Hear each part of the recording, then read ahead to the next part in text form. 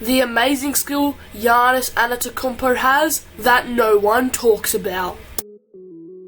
Before we start the video, I would just like to quickly ask if you would want to see jersey reviews or something like that on my second channel. Dunk compilation coming soon there hopefully. Anyway, let's begin. Giannis Antetokounmpo is special. A physical outlier, says Michael Pina of Fox Sports. He's on a path the league simply hasn't seen before, notes Adam Frommel of Bleacher Report. But it seems as though we're soon to run out of talking points on why he's so special. It's always the same old stuff. Nobody that long has ever had those kind of ball skills. His combination of size and fluidity is unheard of.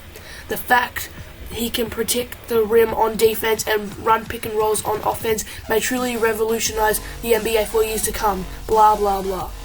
However, there is something that is rarely heard discussed on its own in discussions centered around Giannis. His absolutely monotholic transition defense. A few years back, I read an article from Zach Lowe on Danny Green's hidden superpower, transition defense. It was an incredibly intriguing concept for me at the time. Until that point, nearly every time I had heard or read about transition defense, it was in the context of a team as a whole, e.g., for example, Houston's dreadfulness in that category last year, Steve Clifford's emphasis on it for the team as a whole, etc. Even then, those discussions always resorted back to the start of conversation, centered around effort and energy. If a team wants to stop opposing fast break opportunities, it's pretty likely they can do so at least a moderate rate. Then came Lowe's feature on Green, demonstrating how a player as an individual could make a direct impact on an opponent transition opportunity. But the piece was centered around a 6'6" point guard with a 6'10" wingspan weak, so it wasn't necessarily about chase down blocks and highlights of that sort. Rather, Lowe zeroed in on Green's ability to rely on unpredictability and fundamental positioning to make up for his lack of length. Giannis, on the other hand, clearly faces no physical shortcomings. While players like Green make their living in transition on confusion and smart positioning, Giannis can do much of the same while using his God-given physical tools and some savvy of his own to physically alter shots and essentially shut down fast breaks before they even begin. That looks like this: having his momentum going away from the hoop, using his unfairly long legs to not only stick with the guard in Fournier, but actually gain ground on him to get to here, then finally erasing Fournier's shot at the rim. While he's shown his elite ability to cover ground in these scenarios, it's not always vital to his destructiveness in these situations. Oftentimes he can merely wait for the play to come to him if they so. When he gets to his spot early, he can pull his momentum to a halting stop to gather himself and swallow his opponent whole.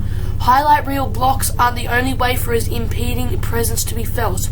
Oftentimes his long strides and length alone are enough to thwart a fast break chance. More often than not, it does the trick just as well. It's gotten to the point now where if Giannis's mere presence inside the three-point arc during an opponent breakaway is enough to persuade a ball handler to look somewhere else for scoring opportunities. But players are catching on and refusing to even test Giannis. Consequently, the effect of his staggering presence is less palpable perceived each day. Rest assured, regardless of that presence manifesting itself in an eye-popping chase-down block, it is undeniably at play on countless opponent fast breaks to this day. Even when players decide not to test Giannis' ability and search for outlets in transition, he still manages to be omnipresent in any given scenario. Say what you will about players with a knack similar to Antetokounmpo for chase-down blocks. None have that same ubiquitous and stunning presence exhibited here, let alone on a nightly basis.